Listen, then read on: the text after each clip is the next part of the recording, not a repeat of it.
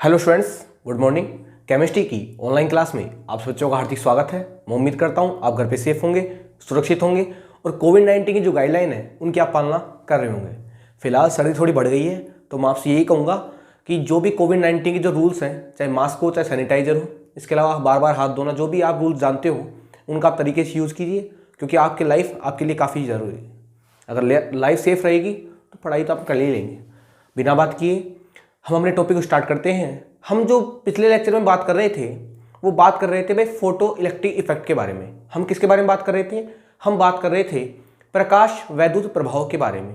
और मैंने आपको प्रकाश वैद्युत प्रभाव के बारे में बताया था कि आपके पास कोई मेटल है, अगर आपके पास कोई मेटल है, उस मेटल के टुकड़े पर अगर आपने कोई फोटोन डाला तो फोटोन डालने पर उस मेटल की पीस से इलेक्ट्रॉन क्या निकल जाते हैं? बाहर निकल जाते हैं। जो इलेक्ट्रॉन बाहर निकलते हैं उन इलेक्ट्रॉनों को बोलते हैं फोटो इलेक्ट्रॉन। क्या बोलते हैं उन्हें बोलते हैं फोटो इलेक्ट्रॉन। अब भाई इलेक्ट्रॉन हवा में तो जाएगा नहीं, इलेक्ट्रॉन के लिए कोई ना कोई सर्किट बनाया होगा, क्योंकि इलेक्ट्रॉन की मूवमेंट से क्या आती है आपके पास? करंट। जानते हो आप कि इलेक्ट्रॉन जब गति करता है तो उसके द्वारा किसको उत्पन्न किया जाता है? धारा को। तो मैं कहूंगा जब इलेक्ट्रॉन बाहर जाएगा तो सर्किट में जाएगा, उस सर्किट में क्या डेवलप होगा भाई? करंट, जिसे बोलते हो आप फोटो करंट। उसे आप क्या बोलते हो? Photo current. और ये जो पूरा का पूरा जो प्रोसेस है, ये पूरा का पूरा जो तरीका है, इस तरीके को बोला जाता है भाई फोटो इलेक्ट्रिक इफेक्ट। बात समझ आई आपको? मैंने क्या कहा? अगर आपके पास मेटल है, इस मेटल के टुकड़े पर अगर आपने कोई फोटोन डाला तो फोटोन डालने के बाद वहां से इलेक्ट्रॉन क्या हो जाते हैं? बाहर हो जाते हैं। जो इलेक्ट्रॉन बाहर होते हैं उन्हें आप बोलते हो फोटो इलेक्ट्रॉन, और उसके द्वारा जो करंट आता है उसे बोलते हो फोटो करंट। और ये जो पूरा का पूरा जो तरीका है, ये जो पूरा का पूरा प्रोसेस है, ये पूरा का पूरा जो मेथड है, इस मेथड को बोला था आपने फोटो इलेक्ट्रिक इफेक्ट। बात कहानी यहाँ तक क्लियर थी। इसके लिए मैंने आपको ये बताया था कि अपने आवर्त सारणी में जो ऊपर से हम नीचे आते हैं तो आकार क्या हो जाता है? बढ़ जाता है। आकार बढ़ जाएगा तो मैं कहूँगा नाभिक का इलेक्ट्रॉन पे जो आकर्षण है वो क्या हो जाएगा? कम हो जाएगा। भाई जैसे जैसे दूरी बढ़ेगी तो मैं कहूँगा नाभिक का इलेक्ट्रॉन के ऊपर अट्रैक्शन क्या हो जाएगा? कम हो जाएगा। तो मैं कहूँगा इलेक्ट्रॉन को निकालना क्या हो जाएगा हमारे लिए? आसान। और जहां पर इलेक्ट्रॉन आसानी से निकल जाएंगे वहां पर फोटो इलेक्ट्रिक इफेक्ट उतना ही अच्छा होगा। भाई मैंने बताया था आपको, एक की साइज छोटी है और एक की साइज बड़ी है, तो इलेक्ट्रॉन का आकर्षण कहां पर कम होगा? जिसकी साइज क्या होगी? बड़ी होगी। तो वहां से इलेक्ट्रॉन को निकालना आसान होगा और वहां से इलेक्ट्रॉन को निकालना क्या होगा? मुश्किल। तो मैं ये कहूंगा कि जब भी आप फोटो इलेक्ट्रिक इफेक्ट कराते हो तो आप केवल और केवल उन्हीं धातु परमाणु का चयन करते हो जिनका आकार क्या होता है? बड़ा होता है। क्यों होता है बड़ा? ऊपर से नीचे आने में आकार बड़ा होता है, इसका रीजन बताया जाएगा आपको आवर्त सारणी में। लेकिन आप हमारे यहाँ पर बड़े होने से मतलब क्या है? क्योंकि जितना ज्यादा आकार बड़ा होगा इलेक्ट्रॉन का नाभिक के साथ आकर्षण उतना ही कम होगा और इलेक्ट्रॉन को निकालना उतना ही क्या होगा? आसान। इसलिए हम फोटो इलेक्ट्रिक इफेक्ट में बड़े वाले जो मेटल है जिनका साइज बड़ा होता है उनका उपयोग करते हैं। ये बात इससे पहले वाले लेक्चर में मैंने आपके साथ डिस्कस की थी। उम्मीद करता हूं यहां तक की बात आपको क्लियर हो चुकी होगी। बात कहानी क्लियर है। अब मैं बात करता हूं इससे आगे की। इससे आगे की बात क्या करने वाले थे हम बात कर रहे थे भाई फोटो इलेक्ट्रिक इफेक्ट के बारे में। हम किसके बारे में बात कर रहे थे? हम बात कर रहे थे फोटो इलेक्ट्रिक इफेक्ट के बारे में। किसके बारे में बात कर रहे थे? हम बात कर रहे थे फोटो इलेक्ट्रिक इफेक्ट। एक बार देख लेता हूं मैं कि आपको कैमरे में दिख भी रहा है नहीं। हाँ भाई, विजिबल है भाई। चलो भाई स्टार्ट करते हैं प्रोडक्ट। हम बात कर रहे हैं फोटो इलेक्ट्रिक इफेक्ट के बारे में। अब सुनो, मैंने आपसे कल बात की थी कि ये तो आपकी एनसीईआरटी ने लिखा है कि जब मेटल के ऊपर फोटोन डालोगे तो मेटल से इलेक्ट्रॉन क्या हो जाएंगे? बाहर हो जाएंगे। जो इलेक्ट्रॉन बाहर होते हैं बोलते हैं फोटो इलेक्ट्रॉन, उसके द्वारा जो करंट आता है उसे बोलते हैं फोटो करंट, और ये पूरा प्रोसेस कहलाता है फोटो इलेक्ट्रिक इफेक्ट। अब पहली बात ये, क्या मेटल की सरफेस से डायरेक्ट इलेक्ट्रॉन बाहर हो जाएगा? ऐसा नहीं होता है। होता क्या है बताऊं मैं आपको। सबसे पहले बात सुनो आप, ये आपके पास एक मेटल का पीस है। थोड़ी चीजों को ध्यान से देखना आप और समझने की कोशिश करना भाई। साफ साफ बना देते हैं ताकि आपको चीजें क्लियर हो जाए। या आपके पास एक मेटल का क्या है भाई? पीस है। या आपके पास एक मेटल का क्या है? पीस है। एक धातु का टुकड़ा है, मेटल का पीस है। इस मेटल के पीस पर यहां पर एक इलेक्ट्रॉन बैठा हुआ, ठीक है। आपने एक फोटोन डाला, फोटोन क्या होगा? एनर्जी होगी फोटोन के पास। आपने यहां पर एक फोटोन डाला, फोटोन आएगा तो उस फोटोन के पास एनर्जी कितनी होगी? ईपी। ईपी का मतलब क्या है? मैं कहूंगा ईपी का मतलब क्या है? पी का मतलब होता है फोटोन, ई का मतलब होता है ऊर्जा। यानी ये अपने पास है फोटोन की ऊर्जा। किसकी ऊर्जा है? ये अपने पास है भाई फोटोन की ऊर्जा। और आप जानते हो एनर्जी बराबर क्या होती है हमारे पास? H nu. और एनर्जी बराबर क्या होगी हमारे पास? S C by lambda. ये फॉर्मूले बताए थे मैंने आपको प्लांक के क्वांटम सिद्धांत में। मैंने आपके सामने दोनों फॉर्मूले बताए थे। तो ईपी बराबर क्या होगा? ये तो कांस्टेंट होता है न्यू पी, और ईपी बराबर क्या होगा? ये दोनों भी कांस्टेंट होता है। यहां पर आ जाए पर लैम्बडा पी। कहानी क्लियर है यहाँ तक की? अब देखते जाना कहानी को। काफी सारी इंपॉर्टेंट बातें मैं आपके साथ डिस्कस करने वाला हूं इस फोटो इलेक्ट्रिक इफेक्ट के बारे में, क्योंकि अपने आप में काफी इंपॉर्टेंट टॉपिक है। सुनो भाई बात ध्यान से। तो आपने कोई फोटोन डाला इस इलेक्ट्रॉन के ऊपर, अब इलेक्ट्रॉन को जाना है बाहर, तो पहले इस इलेक्ट्रॉन को, ये वाला जो इलेक्ट्रॉन है, इस इलेक्ट्रॉन को पहले यहां पर आना होगा भाई। पहले इस इलेक्ट्रॉन को यहां से कहां पे आना होगा, यहां पर, यानी पहले इसको आना होगा इस सरफेस के ऊपर। कहां पर आना होगा, सरफेस पे। भाई सरफेस पे आएगा तभी तो इलेक्ट्रॉन बाहर जाएगा, तो पहले इस इलेक्ट्रॉन को यहां से कहां आना होता है, इस सरफेस पर। और इस सरफेस तक लाने के लिए जिस ऊर्जा की हमें आवश्यकता होती है उस ऊर्जा को बोलते हैं थ्रेशोल्ड एनर्जी। क्या बोलते हैं इसे बोलते हैं थ्रेशोल्ड एनर्जी। इसे हिंदी में बोलते हैं कार्यफलन ऊर्जा। क्या बोलते हैं इसे, कार्यफलन ऊर्जा। इसे डिनोट करते हैं ई नोट से, या इसे आप लिख सकते हो डब्ल्यू नोट से। ठीक है, या तो इसे लिखोगे आप ई नोट, इसे नोट बोलते हैं, या इसे बोलोगे डब्ल्यू नोट। क्लियर है, यानी पहले इलेक्ट्रॉन को इस एनर्जी को पार करना होगा। जब ये इस एनर्जी को पार कर लेगा तो कहां पर आ जाएगा, सरफेस पर। कहां पर आ जाएगा, सरफेस। अभी तक इलेक्ट्रॉन सरफेस पे आया है, बाहर नहीं आया है। और जब तक इलेक्ट्रॉन बाहर नहीं आएगा भाई, जब तक इलेक्ट्रॉन सर्किट में जाएगा ही नहीं, बताओ क्या कोई फोटो करंट उत्पन्न होगा, क्या नहीं होगा, क्योंकि अभी तक इलेक्ट्रॉन सरफेस पे आया है, सरफेस से बाहर नहीं गया है। अब इस इलेक्ट्रॉन को सरफेस से बाहर जाना होगा, और बाहर जाने के लिए इसके पास मोमेंटम होना चाहिए। और मोमेंटम के लिए कौन सी एनर्जी चाहिए हमको, उसके लिए हमको चाहिए भाई काइनेटिक एनर्जी। कौन सी एनर्जी चाहिए, काइनेटिक एनर्जी। कौन सी एनर्जी चाहिए, काइनेटिक। इसे शॉर्ट में बोलते हैं के डॉट ई, यानी के का मतलब क्या होता है, काइनेटिक एनर्जी, गतिज ऊर्जा। हिंदी में क्या बोलते हैं, इसे बोलते हैं हिंदी में गतिज ऊर्जा। क्या बोलते हैं, गतिज ऊर्जा। क्या बोलते हैं इसे हिंदी में, गतिज ऊर्जा। इसका मतलब क्या हुआ, इसका मतलब क्या हुआ भाई, बात समझ में आ रही है आपको, बात क्लियर पूरी, हाँ विजिबल तो है, क्लियर है। इसका मतलब क्या हुआ, जब आप फोटोन को डालोगे इस इलेक्ट्रॉन के ऊपर, तो पहले इस इलेक्ट्रॉन को यहां से यहां पर आना होगा। उसके लिए ऊर्जा कितनी होगी मेरे पास, थ्रेशोल्ड एनर्जी, यानी अपने पास होगी कार्यफलन ऊर्जा। फिर इस इलेक्ट्रॉन को यहां से कहां जाना होगा, बाहर। और बाहर जाने के लिए कौन सी ऊर्जा चाहिए हमको, काइनेटिक ऊर्जा। कौन, यानी गतिज ऊर्जा। कौन सी चाहिए हमको, गतिज ऊर्जा। यानी इसका मतलब क्या हुआ, फोटो इलेक्ट्रिक इफेक्ट जो है, इसका मतलब क्या हुआ कि जो फोटो इलेक्ट्रिक इफेक्ट है, पूरी बात को ध्यान समझना। इसका मतलब क्या हुआ कि जो फोटो इलेक्ट्रिक इफेक्ट है उसके पास दो ऊर्जा होंगी। कौन कौन सी ऊर्जा होंगी उसके पास, दो। एक तो हमारे पास होगी थ्रेशोल्ड एनर्जी, शॉर्ट में लिख देता हूं टीई। टी समझ गए ना आप, टी का मतलब होता है, लिख ही देता हूं पूरा, बाद में गड़बड़ कर दोगे नहीं तुम। इसको बोलते हैं थ्रेशोल्ड एनर्जी। क्या बोलते हैं इसे, थ्रेशोल्ड एनर्जी। और साथ में कौन सी एनर्जी होती है हमारे पास, के ई, इसे बोलते हैं काइनेटिक एनर्जी। ठीक है, अगर दोनों में से कोई एक एनर्जी भी है, अगर दोनों में से कोई एक एनर्जी भी है तो भी फोटो इलेक्ट्रिक इफेक्ट हो जाएगा। मैं जो बोल रहा हूं उसको ध्यान समझना। अगर दोनों में से कोई एक एनर्जी भी है तो फोटो इलेक्ट्रिक इफेक्ट हो जाएगा, अगर दोनों में से कोई एक भी है। लेकिन अगर काइनेटिक एनर्जी नहीं हुई, लेकिन अगर कौन सी एनर्जी नहीं हुई, काइनेटिक एनर्जी, तो फोटो इलेक्ट्रिक इफेक्ट तो होगा लेकिन फोटो करंट नहीं होगा। बात समझ आ रही है आपको। अरे भाई इलेक्ट्रॉन यहीं पर आकर रह गया, इलेक्ट्रॉन यहीं पर आकर रह गया, तो मैं कहूंगा इलेक्ट्रॉन सरफेस पर तो आ गया लेकिन सरफेस से बाहर नहीं आया। और जब इलेक्ट्रॉन सरफेस से बाहर नहीं आएगा तो बताओ क्या इलेक्ट्रॉन सर्किट में जाएगा क्या, और जब इलेक्ट्रॉन सर्किट में जाएगा ही नहीं तो बताओ क्या कोई फोटो करंट यहां पर उत्पन्न होगा क्या। तो मैं कहूंगा फोटो इलेक्ट्रिक इफेक्ट तो है, क्योंकि इन दोनों में से कोई अगर एक एनर्जी भी आपके पास है तो उसे आप बोल दोगे फोटो इलेक्ट्रिक इफेक्ट। लेकिन फोटो करंट कब होगा, जब इलेक्ट्रॉन यहां से कहां जाएगा, बाहर। और जब इलेक्ट्रॉन बाहर चला जाएगा तो सर्किट में चला जाएगा और वहां पर क्या उत्पन्न होगा, फोटो करंट। यानी इसका मतलब क्या हुआ, अगर काइनेटिक एनर्जी है, अगर काइनेटिक एनर्जी है तो फोटो करंट होगा, और अगर काइनेटिक एनर्जी नहीं है तो फोटो करंट नहीं होगा। बात समझ आ रही है कि अगर काइनेटिक एनर्जी है तो फोटो करंट होगा, लेकिन अगर काइनेटिक एनर्जी नहीं है तो फोटो करंट नहीं होगा। बात समझ आ रही है कि इलेक्ट्रॉन जब बाहर जाएगा काइनेटिक एनर्जी होनी चाहिए उसके पास, इसलिए उसके पास क्या होना चाहिए, फोटो करंट। कहानी क्लियर है। यानी अगर इन दोनों में से कोई एक एनर्जी भी इसके पास है, भाई सबसे पहले एनर्जी तो यही तो होगी, सबसे पहले एनर्जी कौन सी होगी ये, उसके बाद एनर्जी कौन सी होगी ये।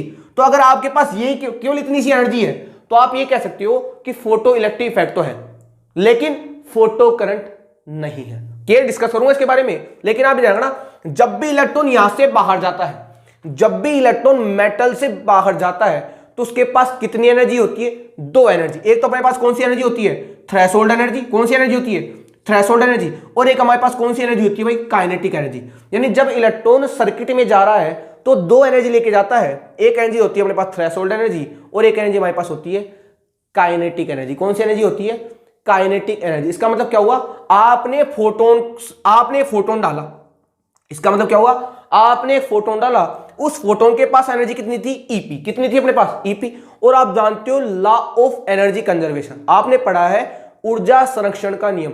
जितनी ऊर्जा आप दोगे उतनी ही ऊर्जा आपको मिलेगी। तो आपके फोटोन के पास ऊर्जा कितनी है, ईपी।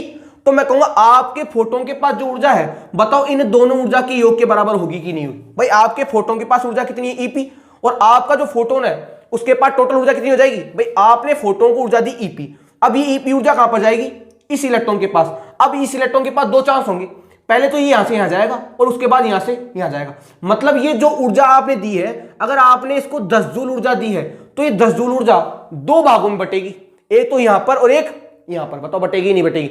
यानी मैंने कहा जितनी ऊर्जा आप दोगे उतनी ही तो ऊर्जा आपको मिलेगी। तो बताओ लॉ ऑफ एनर्जी कंजर्वेशन के अकॉर्डिंग, यानी ऊर्जा संरक्षण नियम के अनुसार आपने एनर्जी कितनी दी, ई फोटोन, तो आपको कितनी एनर्जी मिली, दो एनर्जी। कौन कौन सी, एक तो ये वाली और एक ये वाली। तो मैं कहूंगा ईपी बराबर क्या होगा हमारे पास, ई नोट प्लस बताओ काइनेटिक एनर्जी होगा कि नहीं होगा, होगा कि नहीं होगा।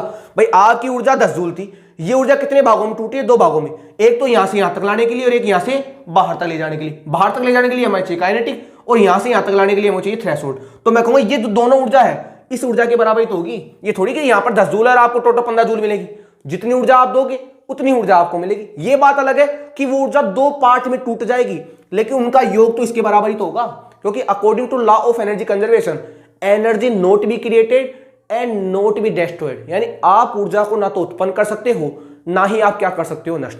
तो ये बात करूंगा मैं आगे जाके, लेकिन अभी आप ये समझो कि जितनी आपने ऊर्जा दी है, जितनी आपने फोटोन को ऊर्जा दी है, उतनी ही ऊर्जा इस दोनों के समेशन की क्या होगी, यानी इन दोनों के योग की क्या होगी भाई, बराबर। यहां तक की कहानी क्लियर है, यहां तक की कहानी क्लियर है कि मैं क्या समझना चाहता हूं आपको, कि जितनी फोटोन को आपने ऊर्जा दी है, जितनी आपने इस इलेक्ट्रॉन से ऊर्जा सप्लाई की है, वो इन दोनों के योग की क्या होगी, बिल्कुल बराबर। अब मैं बात करता हूं 3 केस के बारे में। वो 3 केस इस फोटो इलेक्ट्रिक इफेक्ट के लिए काफी इंपॉर्टेंट है। अगर मैं चाहता तो एनसीईआरटी सीधा इसको प्रूव कर देता, लेकिन मुझे ऐसा नहीं करना है। मैं चाहता हूं आप कॉन्सेप्ट को तरीके सीखो और उसके ऊपर जो एप्लीकेशन बनती है उन एप्लीकेशन को सोल्व करना आपको आना चाहिए। तो बताया मैंने आपको कि फोटो इलेक्ट्रिक जो इफेक्ट है वो किस प्रकार ऑब्जर्व होता है। ध्यान रखना, अगर दोनों में से कोई एक एनर्जी भी है, और सबसे पहले एनर्जी कौन सी आएगी, ये तो आएगी, पहले इलेक्ट्रॉन को यहां से आना होगा, फिर यहां से क्या जाएगा, वो बाहर। यानी अगर उसके पास केवल और केवल थ्रेशोल्ड एनर्जी है तो उसे आप फोटो इलेक्ट्रिक इफेक्ट तो कह सकते हो, लेकिन फोटो करंट नहीं कहोगे। फोटो करंट जब होगा जब उसके पास कौन सी एनर्जी होगी भाई, काइनेटिक एनर्जी। कौन सी एनर्जी होगी भाई, काइनेटिक एनर्जी। अब मैं डिस्कस करता हूं 3 केस। यहां तक बात समझ में आई सबको, यहां तक बात समझ आ गई। इसके अलावा एक बात तो बताई मैंने आपको, जितनी आपने एनर्जी दी है उतनी ही एनर्जी आपको मिलेगी। भाई आपने इतनी एनर्जी दी थी और आपको ये मिलेगी, तो ये कितनी बराबर होगी, इसके तो बराबर होगी। तो इस एनर्जी का योग और इस एनर्जी का योग, बताओ टोटल आने वाली एनर्जी के योग के बराबर होगा कि नहीं होगा। तो लिख दिया मैंने, फोटोन की एनर्जी किसके बराबर होगी, कार्यफलन ऊर्जा के, और साथ में किसके बराबर होगी, काइनेटिक यानी गतिज ऊर्जा के योग के बराबर। कहानी क्लियर है यहां तक की कहानी सबको क्लियर है, ध्यान से देख लीजिए। यहां तक की कहानी सबको क्लियर है कि फोटो इलेक्ट्रिक इफेक्ट किस प्रकार ऑब्जर्व होता है। अब मैं बात करता हूं इससे आगे की। तो फोटो इलेक्ट्रिक इफेक्ट के बारे में मैं आपके साथ 3 केस डिस्कस करना चाहता हूं। आपके सिलेबस में नहीं है अकॉर्डिंग टू, लेकिन वो तीनों केस आपको आने चाहिए। केस नंबर फर्स्ट, 3 केस मैं आपके साथ डिस्कस करूंगा इस फोटो इलेक्ट्रिक इफेक्ट के बारे में। देखो 3 केस कौन कौन से। पहला केस देखना आप ध्यान से। पहला केस क्या है, मान लो आपके पास ये मेटल का पीस, ध्यान से देख रहे हैं इस केस को और थोड़ा ऑब्जर्व करना कि मैं क्या कहना चाहता हूं। आपके पास ये मेटल का पीस है, किसका पीस है, ये आपके पास एक मेटल का टुकड़ा है, ठीक है साहब, है टुकड़ा। यहां पर इलेक्ट्रॉन बैठा हुआ है, इलेक्ट्रॉन बैठा हुआ है यहां पर। अब आपने कोई फोटोन डाला या आपने कोई वेव डाली है, एनर्जी डाली है आपने, इससे वो टकरा है। इस फोटोन की ऊर्जा अपने पास है ईपी, कितनी है अपने पास, ईपी, यानी ये अपने पास है आने वाले फोटोन की ऊर्जा, ठीक है। अब इलेक्ट्रॉन को पहले यहां से यहां जाना होगा, उसके लिए एनर्जी कौन सी चाहिए उसको, ई नोट। भाई इलेक्ट्रॉन को जो है पहले यहां से सरफेस तक जाना होगा, और सरफेस तक ले जाने के लिए जो ऊर्जा होती है उस ऊर्जा को क्या बोलते हैं हम, कार्यफलन ऊर्जा, जिसे दिखाते हैं ई नोट से। और फिर इलेक्ट्रॉन को बाहर जाना होगा, उसके लिए ऊर्जा कौन सी चाहिए उसको, के, यानी उसको चाहिए काइनेटिक एनर्जी। ऐसा ही तो होगा भाई, पहले इलेक्ट्रॉन यहां से यहां आएगा, उसके लिए ऊर्जा चाहिए, उसको बोलते हैं कार्यफलन ऊर्जा, और उसके बाद बाहर जाएगा, उसको बोलते हैं अपन काइनेटिक ऊर्जा, यानी गतिज ऊर्जा। कहानी क्लियर। अब मान लो मैं आपसे कह रहा हूं कि आने वाले फोटोन की, यानी मैं आपसे क्या कह रहा हूं, सुना केस को ध्यान से, इधर लिख देता हूं ताकि आपको चीजें पूरी क्लियर हो जाए। मैं आपसे कह रहा हूं अगर आने वाले फोटोन की ऊर्जा, भाई ईपी क्या है, आने वाला फोटोन ही तो है। अगर आने वाले फोटोन की ऊर्जा अगर इस इलेक्ट्रॉन की ऊर्जा से कम है, सोचो, अगर आने वाले फोटोन की ऊर्जा इस इलेक्ट्रॉन की ऊर्जा से कम है, इस इलेक्ट्रॉन की ऊर्जा से क्या है, कम। कैसे कम है, तो क्या होगा, अगर आने वाले फोटोन की ऊर्जा इस इलेक्ट्रॉन की ऊर्जा से कम है तो क्या होगा। सुनो बात ध्यान से, जैसे मान लो, कैसे समझाऊंगा मैं इस चीज को, देखो इधर ध्यान से। एग्जांपल तौर पे अपने पास इलेक्ट्रॉन है, इस इलेक्ट्रॉन को यहां से यहां तक जाने के लिए, इस इलेक्ट्रॉन को यहां से यहां तक ले जाने के लिए हमको चाहिए भाई 5 जूल ऊर्जा। कितनी चाहिए, 5 जूल ऊर्जा। और यहां से ले जाने के लिए हमको चाहिए 3 जूल ऊर्जा। कितनी ऊर्जा चाहिए हमको, 3 जूल ऊर्जा। सोचना पूरी बात को ध्यान से, मैं क्या कह रहा हूं आपको, एग्जाम्पल तौर पर समझना आप इधर ध्यान से, कि आपके पास ये मेटल है, यहां अपने पास इलेक्ट्रॉन बैठा हुआ है, इस इलेक्ट्रॉन को यहां से यहां तक ले जाने के लिए हमें चाहिए 5 जूल ऊर्जा, और बाहर ले जाने के लिए हमें चाहिए 3 जूल ऊर्जा। यानी हमें टोटल ऊर्जा कितनी चाहिए, 8 जूल। 5 जूल तो ये रही, 3 जूल ये रही, टोटल हमें कितनी चाहिए, 8 जूल ऊर्जा चाहिए। अब मान लो हमारे पास जो फोटोन आ रहा है, हमारे पास जो फोटोन आ रहा है, उस फोटोन की ऊर्जा अपने पास है 3 जूल। कितनी अपने पास है, 3 जूल। अब सोचो, आपने कोई फोटोन डाला इस इलेक्ट्रॉन के पास, जबकि इस इलेक्ट्रॉन को यहां तक ले जाने के लिए 5 चाहिए, और बाहर तक ले जाने के लिए कितनी चाहिए, 3। यहां से यहां तक ले जाने के लिए 5 जूल, और बाहर ले जाने के लिए कितनी चाहिए हमको, 3 जूल। और आपका जो फोटोन आ रहा है उसकी ऊर्जा कितनी है, 3 जूल। तो बताओ 3 जूल ऊर्जा वाला जो फोटोन आएगा, क्या इस इलेक्ट्रॉन को यहां से यहां ले जाने में सफल होगा, क्या नहीं होगा ना, क्योंकि इसकी ऊर्जा इस इलेक्ट्रॉन की ऊर्जा से क्या है, कम है। क्योंकि यहां से यहां तक ले जाने के लिए कितनी चाहिए हमको, 5 जूल ऊर्जा। तो आने वाले फोटोन की अगर ऊर्जा कम हुई तो मैं कहूंगा यहां पर डब्ल्यू नोट की वैल्यू, डब्ल्यू नोट होगा क्या, यहां पर होगा ही नहीं ना, क्योंकि आपके फोटोन की ऊर्जा इसको यहां से यहां तक ले जाने के लिए जो यूजफुल ऊर्जा है उसकी ऊर्जा से क्या हो गई, कम। तो मैं कहूंगा जब इलेक्ट्रॉन को मिलने वाली ऊर्जा इससे कम हो जाएगी तो बताओ इलेक्ट्रॉन का यहां से यहां जाएगा क्या। जब इलेक्ट्रॉन जाएगा ही नहीं तो बताओ क्या फोटो इलेक्ट्रिक इफेक्ट होगा, क्या होगा, क्या नहीं होगा। क्योंकि फोटो इलेक्ट्रिक इफेक्ट कब होता, जब दोनों एनर्जी में से कोई एक एनर्जी भी होती। अगर मान लो इसके यहां से यहां ले जाने में अपने को चाहिए 5 जूल ऊर्जा, और आपके फोटोन के पास है 3 जूल ऊर्जा, तो मैं कहूंगा इस इलेक्ट्रॉन को यहां से यहां तक ले जाने के लिए कम से कम 5 तो चाहिए ना। तभी तो आपके पास कौन सी एनर्जी होगी, थ्रेशोल्ड एनर्जी होगी कि नहीं होगी। यानी आपके आने वाले फोटोन की ऊर्जा इस थ्रेशोल्ड ऊर्जा से क्या है, कम है। इस थ्रेशोल्ड ऊर्जा से क्या है, कम है। और इस ऊर्जा से कम होने के कारण मैं कहूंगा यहां पर फोटो इलेक्ट्रिक इफेक्ट होगा ही नहीं। क्योंकि आप फोटो इलेक्ट्रिक इफेक्ट तो जब होगा जब थ्रेशोल्ड एनर्जी हो और साथ में कौन सी एनर्जी हो, काइनेटिक। मैं कहूंगा थ्रेशोल्ड ही नहीं हो रही तो काइनेटिक तो कहां से होगी भाई, इलेक्ट्रॉन यहां से यहीं नहीं गया तो बाहर तो कहां से जाएगा। तो मैं कहूंगा इस कंडीशन में, किस कंडीशन में, जब आने वाले फोटोन की ऊर्जा इस थ्रेशोल्ड ऊर्जा से कम होती है, तो इस कंडीशन में, किस कंडीशन में, जब आने वाले फोटोन की ऊर्जा इस थ्रेशोल्ड ऊर्जा से कम होती है, तो इस कंडीशन में कोई भी फोटो इलेक्ट्रिक इफेक्ट ऑब्जर्व नहीं होता है। बात समझ रही है। अगर आने वाले फोटोन की ऊर्जा इस थ्रेशोल्ड ऊर्जा, यहां से यहां तक की ऊर्जा क्या कहलाती है, हमको थ्रेशोल्ड ऊर्जा बोलते हैं। कौन सी बोलते हैं उसको, थ्रेशोल्ड ऊर्जा, ये उसे बोलते हैं वर्क फंक्शन, कार्य फलन ऊर्जा बोलते हैं।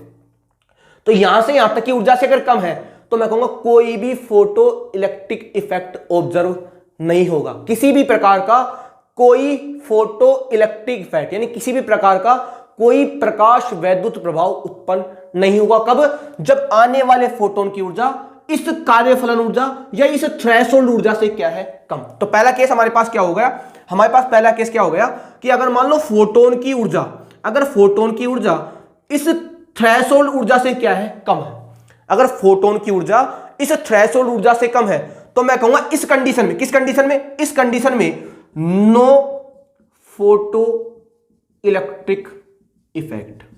यानी इस कंडीशन में नो का मतलब होता है नहीं, इस कंडीशन में फोटो इलेक्ट्रिक इफेक्ट नहीं होगा।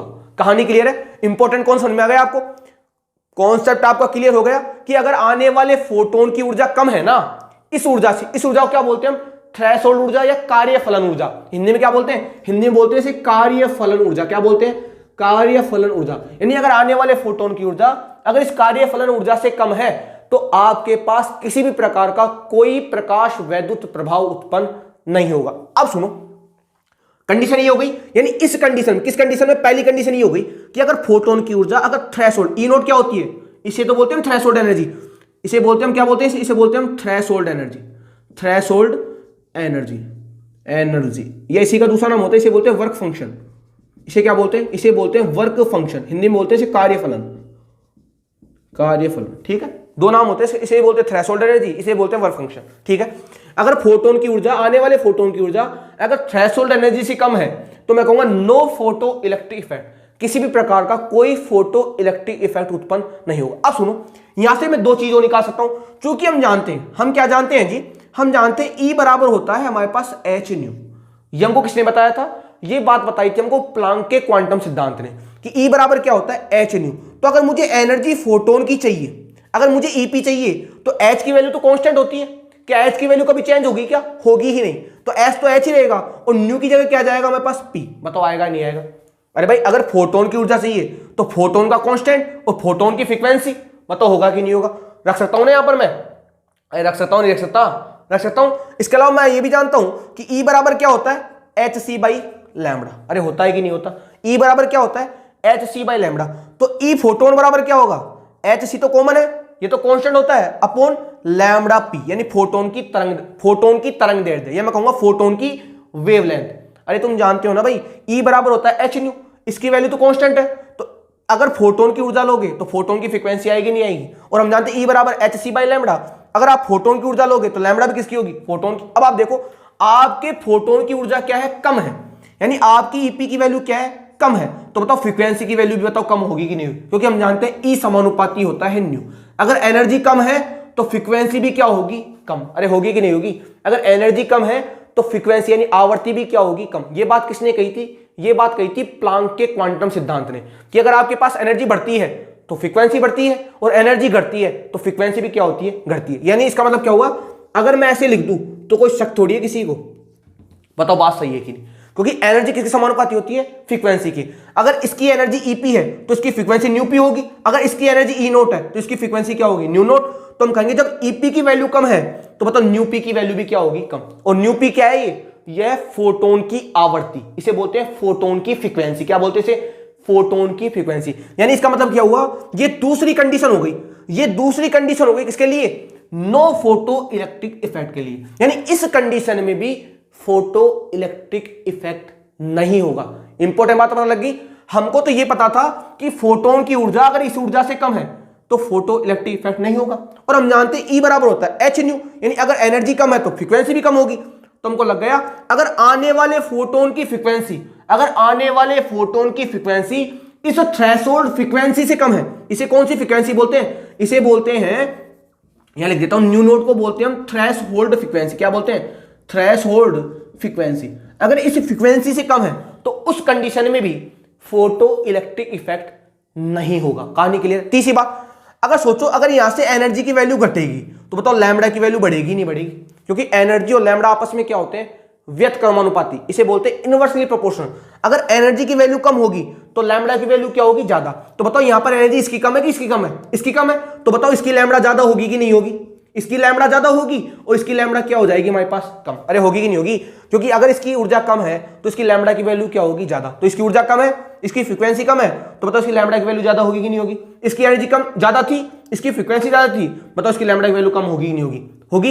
यानी अगर ऐसी कंडीशन भी आ रही है तो वो भी किसका केस होगा, वो भी केस होगा फोटो इलेक्ट्रिक इफेक्ट का। यानी आपसे पूछ लिया जाए कि बताओ फोटो इलेक्ट्रिक इफेक्ट, अगर फोटो इलेक्ट्रिक इफेक्ट नहीं हो रहा है, अगर फोटो इलेक्ट्रिक इफेक्ट नहीं हो रहा है तो उसके लिए कौन कौन सी कंडीशन होगी। तो ये तीनों कंडीशन काफी इंपॉर्टेंट है ना। ये तीनों कंडीशन ये कहती है कि इस कंडीशन में कभी भी क्या नहीं होगा, फोटो इलेक्ट्रिक इफेक्ट। यानी इस कंडीशन अगर ऐसी हो रही है तो उस कंडीशन में कभी भी फोटो इलेक्ट्रिक इफेक्ट नहीं होगा। ये था अपने पास केस नंबर फर्स्ट। कहानी क्लियर है, कहानी क्लियर है आपको फोटो इलेक्ट्रिक इफेक्ट की। अगर आपके सामने ऐसी कुछ कहानी आ रही है तो उस कंडीशन में फोटो इलेक्ट्रिक इफेक्ट नहीं होगा भाई, इस कंडीशन में फोटो इलेक्ट्रिक इफेक्ट नहीं होगा। इस कंडीशन में क्या नहीं होगा, फोटो इलेक्ट्रिक इफेक्ट। इस कंडीशन में क्या नहीं होगा, फोटो इलेक्ट्रिक इफेक्ट। यानी ये तीनों की तीनों कंडीशन किसके लिए जिम्मेदार है, नो फोटो इलेक्ट्रिक इफेक्ट। यानी इन तीनों की कंडीशन के अंदर कोई भी फोटो इलेक्ट्रिक इफेक्ट ऑब्जर्व नहीं होगा। अगर आपको एग्जाम में दे दिया जाए कि बताओ कौन सी स्टेटमेंट करेक्ट है नो फोटो इलेक्ट्रिक इफेक्ट के लिए, तो ये तीनों स्टेटमेंट करेक्ट होंगे, ये वाला भी, ये वाला भी और ये वाला। जरूरी नहीं है कि हमेशा ये मिले आपको, आपको ये भी मिल सकता है, आपको ये भी मिल सकता है, बस आपको कॉन्सेप्ट लगाना आना चाहिए। डिस्कस कर लिया मैंने, कहानी क्लियर है। वापस बता देता हूं, अगर आने वाले फोटोन की ऊर्जा अगर इस ऊर्जा से कम है तो फोटोन लेगा ही क्यों उसको, क्योंकि उसको कम से कम तो 5 चाहिए ना भाई, कम से कम उसे 5 जूल ऊर्जा चाहिए, तभी तो लेगा वो, तभी तो वहां से वहां जाएगा, उसके बाद ही तो बाहर जाएगा। अब आने वाले फोटोन की ऊर्जा यहां से यहां तक ले जाने के लिए सफल नहीं है, तो क्या फोटो इलेक्ट्रिक इफेक्ट होगा, क्या होगा ही नहीं। कहानी क्लियर है? बात करूं आगे की। अब मैं बात करता हूं केस नंबर सेकंड। किसकी बात करता हूं? Case number second. पता लग गया आपको केस नंबर फर्स्ट क्या है? इन तीनों कंडीशन में फोटो इलेक्ट्रिक इफेक्ट नहीं होगा, यानी फोटो इलेक्ट्रिक इफेक्ट नहीं होगा। ध्यान रखना भाई, नहीं होगा इन तीनों कंडीशन में। अब बात करता हूं केस नंबर सेकंड की। अब किसकी बात कर रहा हूं? अब मैं बात कर रहा हूं केस नंबर सेकंड की बात। उम्मीद करता हूं आपको केस नंबर फर्स्ट पूरा क्लियर हो चुका होगा। अब मैं बात कर रहा हूं केस नंबर सेकंड के बारे में। किसके बारे में बात कर रहे हैं? हम बात कर रहे हैं केस नंबर सेकंड। अब क्या हो, जैसे मान लो आपके पास ये मेटल का पीस था। मेटल का पीस तो लेना ही पड़ेगा हमको। यहां पर इलेक्ट्रॉन बैठा हुआ है और यहां से यहां तक की एनर्जी अपने पास होती है E0 और बाहर तक ले जाने के लिए हमारे पास होती है काइनेटिक एनर्जी। ठीक है साहब, यहां से कोई फोटोन आ रहा, टक्कर मारी इसको, इसकी ऊर्जा अपने पास EP, यानी फोटोन की ऊर्जा अपने पास कितनी है?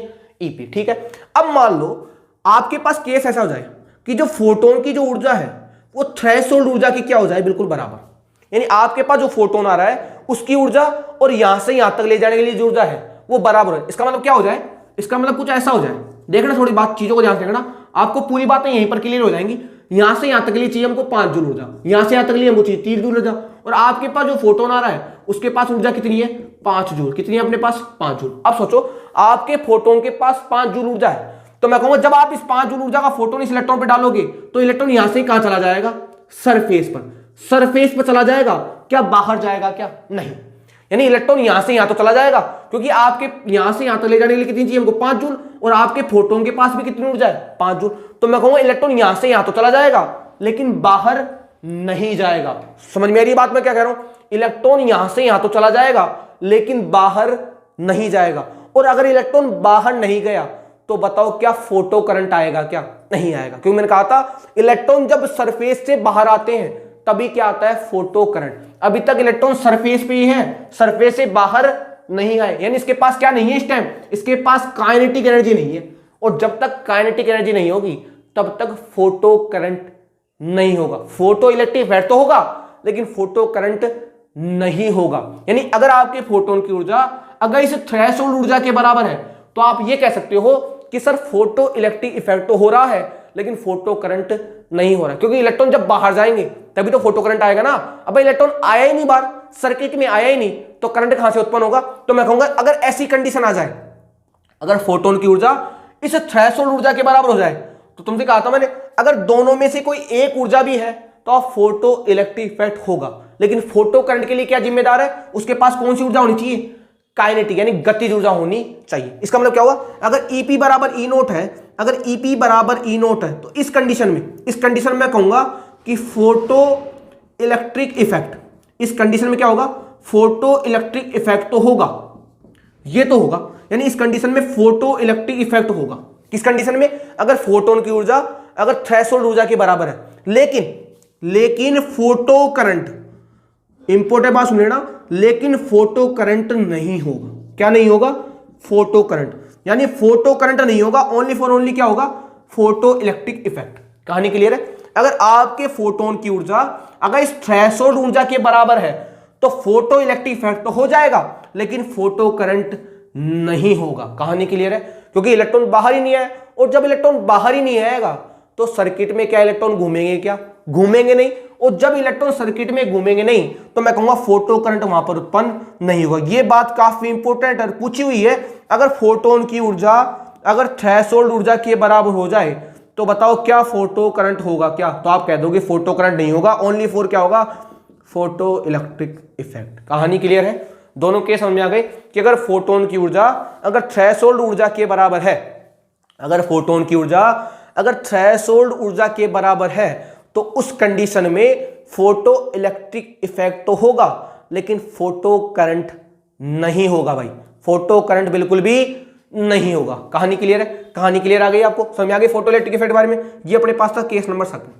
हमने 2 केस डिस्कस कर लिए, एक तो वो जब फोटोन की ऊर्जा थ्रेशोल्ड ऊर्जा से कम है, और एक वो जब फोटोन की ऊर्जा थ्रेशोल्ड ऊर्जा की क्या है? बिल्कुल बराबर। अब बात करेंगे केस नंबर 3 की, और वो केस आपके सिलेबस में है। ये 2 केस आपके सिलेबस में नहीं है, जबकि हमको इन केसों के बारे में जानकारी होनी चाहिए, और आपको पता भी लग गया होगा कि दोनों केस अपने आप में कितने इंपॉर्टेंट। ये एडवांस लेवल की बातें हैं जो आपके साथ शेयर की जा रही हैं, क्योंकि मैं चाहता हूं आपको टॉपिक तरीके से याद हो, तरीके उसको आप समझो और उसके ऊपर एप्लीकेशन कर पाओ भाई।